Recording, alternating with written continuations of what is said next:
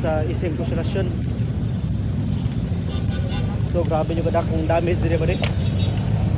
Mga sakyanan nasa gilid nakatambay lang, no? Kay ito man naging bagyo mga bade. Nag-free parking sila niya. Siyempre na yung mga customer nga mag-parking lang. So sa nagadahom nga maamong ilang sakyanan, no? Nga dako-dako yung tubig.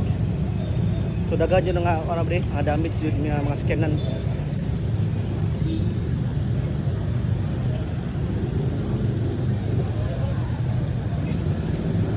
Riba, usta riba?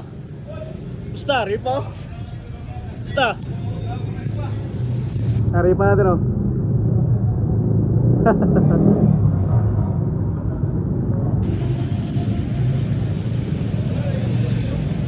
Jimol ko? Jimol.